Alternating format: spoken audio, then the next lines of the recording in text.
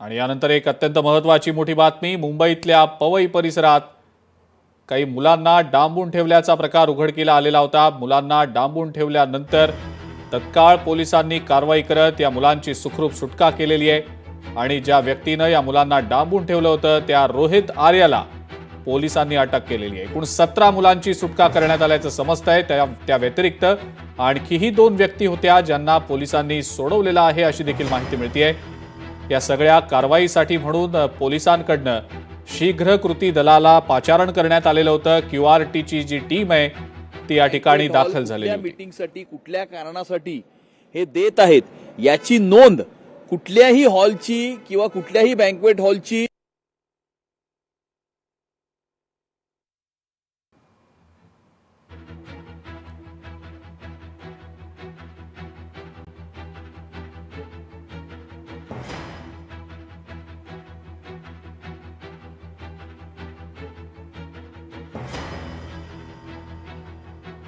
आणि याच संदर्भात आपण अधिक माहिती जाणून घेणार आहोत। अविनाश डेगसकर आपले प्रतिनिधी आपल्या सोबत आहेत सध्या। अविनाश, या सगळ्या प्रकारानंतर आता 17 मुलांची सुखरूप सुटका करण्यात आल्याचं तर समजलेलं होतंच, मात्र ज्या व्यक्तीनं हा सगळा प्रकार केला त्या आरोपीला देखील पोलिसांनी अटक केलेली आहे। काय नेमकी अपडेट मिळतेय सध्याच्या क्षणाला? हा प्रकार नेमका त्यानं कशासाठी केला, काय नेमकं कारण होतं, काही समजू शकलंय का? सर्व पालकांसाठी चिंतेत टाकणारी बातमी आहे। कारण सध्या दिवाळीच्या सुट्ट्या आहेत, काही संपायला आल्यात, काही जणांच्या सुट्ट्या संपलेल्या आहेत, काही जणांच्या शाळा सुरू झालेल्या आहेत। पण पालक आपल्या मुलांना वेगवेगळ्या कोर्सेससाठी टाकतात आणि कुठल्या तरी ऍक्टिव्हिटीमध्ये गुंतवून ठेवतात। त्याच पद्धतीने पवईच्या RS स्टुडिओमध्ये काही शाळकरी मुलांना गेल्या 4-5 दिवसापासून प्रशिक्षण देण्यात येत होतं, ऑडिशन घेण्यात येत होतं। या RS स्टुडिओमध्ये हे प्रशिक्षण देण्यात होतं। मात्र जो ऑडिशन घेणारा आहे त्यानेच रोहित आर्या त्यानेच आज दुपारी 2च्या सुमारास, घटनाक्रम असा आहे की दुपारी 2च्या सुमारास स्टुडिओमध्ये या मुलांना 17 मुलांना किडनॅप केलं आणि हा धक्कादायक प्रकार हा आपल्या समोर आलेला आहे। आणि त्यासोबतच एक ज्येष्ठ नागरिक आणि एक नागरिक असेही 2 जण होते। त्यामुळे आणि स्वतः सोशल मीडियावर त्यांनी ही माहिती दिली की मी यांचं किडनॅप केलेलं आहे। त्यानंतर हे धक्कादायक प्रकार समोर आल्यानंतर सगळीकडे भीतीचं वातावरण झालं। सुरुवातीला फायर ब्रिगेड त्यासोबत मुंबई पोलिसांची टीम तिकडे दाखल झालेली होती आणि 2 वाजल्यापासून त्या मुलांना त्या बाहेर काढण्यासाठी प्रयत्न चालू होते। या ऑडिशनसाठी या 17 मुलांसोबत अजूनही मुलं होती, पण या मुलांना त्या रोहितने बाहेर सोडलेलं होतं। या मोजून या 17 मुलांना त्याने ठेवलेलं होतं। पण रोहित आर्याने जेव्हा पोलीस तिकडे आले तर हा आरोपी आहे तेव्हा पोलीस आलेले होते। त्याने माझ्या काही मागण्यात असं सांगितलं, मी आत्महत्या करणे या मुलांना बंदित केलेलं आहे, हे व्हिडिओच्या माध्यमातून सांगितलेलं होतं। मात्र पोलिसांनी तात्काळ ऍक्शन घेतली आणि या मुलांना बाहेर काढलेलं आहे, रेस्क्यू केलेलं आहे या 17 मुलांना। आणि त्यासोबतच त्या रोहित आर्याला मुंबई पोलिसांनी ताब्यात घेतलेलं आहे। त्याचं त्याने स्टेटमेंट देताना पण असं आलेलं आहे की अशी माहिती आहे की मी दहशतवादी नाहीये, माझी पैशाची मागणी नाहीये, पण अनेकदा सांगून भेटून झालं, पण उपोषण करूनही मग त्याची काहीतरी मागणी होती, यासाठी मी हे असं कृत्य केलेलं आहे।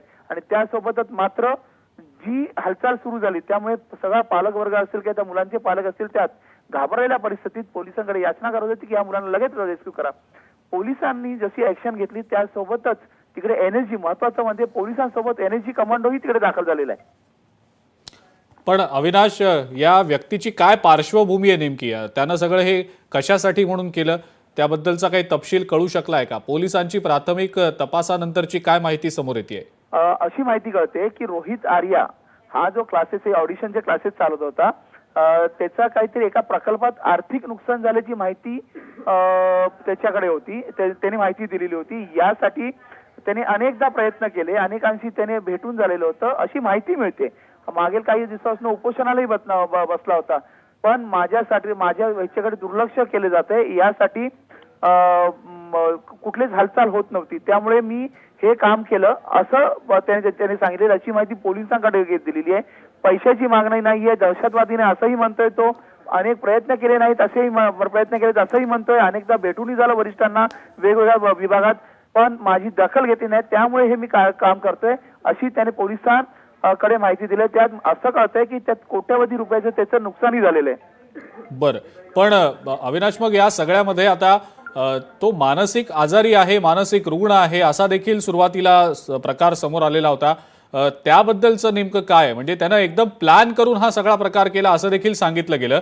मग मानसिक रुग्ण जर एखादी व्यक्ती असेल तर इतकं व्यवस्थित प्लॅनिंग करून या मुलांना ऑडिशनसाठी बोलावून त्यांना डांबून ठेवणं, त्यांचं अपहरण करणं एक प्रकारे, हा सगळा प्रकार नेमका कसा घडला? पोलीस या संदर्भात काय सांगतायत? नक्कीच हे होऊ शकतं की त्या मानसिक रुग्ण असू शकतो अशी माहिती पोलिसांनी दिलेली आहे. कारण एवढा जर मोठा घटनाक्रम झाला असेल, मुलांना किडनॅप करून ठेवत असेल तर काहीतरी त्याचं मानसिक रुग्ण असण्याची शक्यता आहे. पण महत्वाचं म्हणजे पोलिसांनी तात्काळ ऍक्शन घेतलेली आहे आणि लगेच या मुलांना रेस्क्यू केलेले आहेत. की महावीर क्लासिक बिल्डिंग आहे, त्या तिकडे तो RA स्टुडिओ आहे, तिकडे या मुलांना बंधक बसून ठेवल्याची जशी पोलिसांना माहिती मिळाली तेव्हा स्पेशल युनिट त्यासोबत क्विक ऍक्शन फोर्स ही मुंबईवर टेरर अटॅक झालेला होता, त्यानंतर ही क्विक ऍक्शन फोर्स बनवण्यात आलेली होती. ती तिकडे दाखल झालेली होती आणि त्या बंधक व्यक्तीला ज्या व्यक्तीने बंधक केलं म्हणजे रोहित आर्या बरोबर वाटाघाटी सुरू केलेल्या होत्या.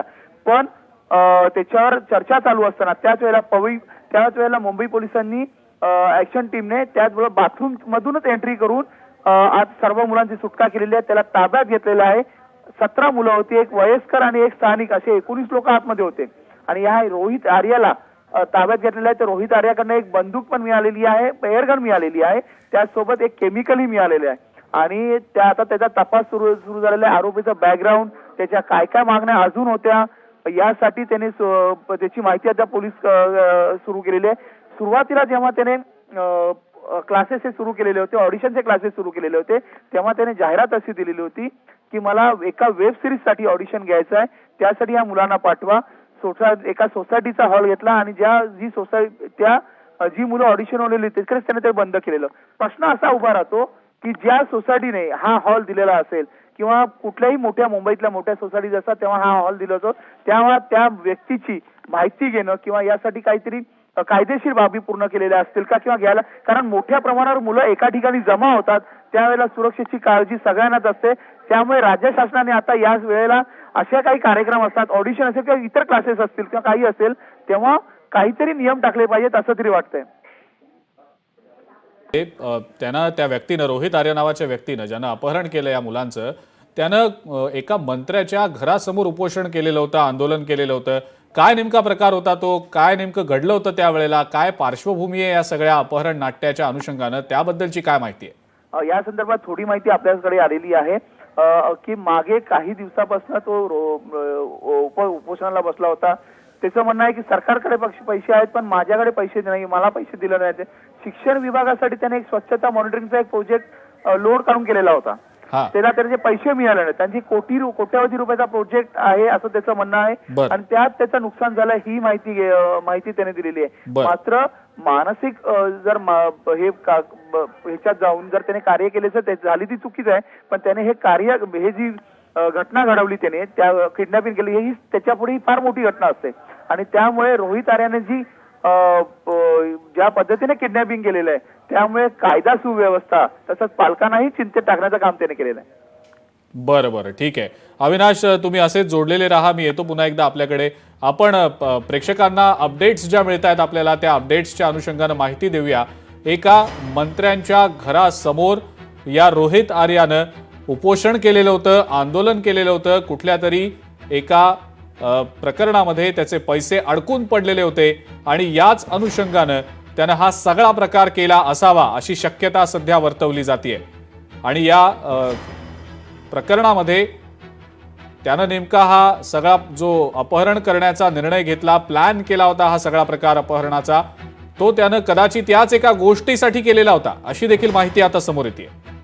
याबद्दलची अजूनही पूर्णपणे माहिती किंवा याचा जो तपशील आहे तो अद्याप समोर आलेला नाहीये. त्याबद्दलची माहिती आपण जाणून घेऊच या.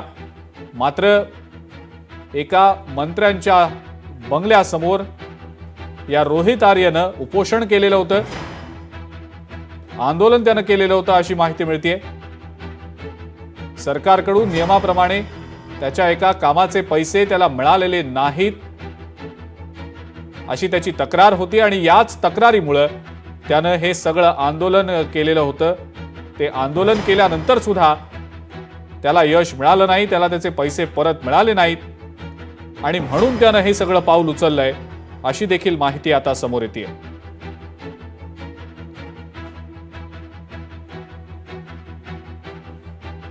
या अल्पवयीन मुलांना डांबून ठेवणारा जो व्यक्ती आहे त्या रोहित आर्याला पोलिसांनी अटक केलेलीच आहे।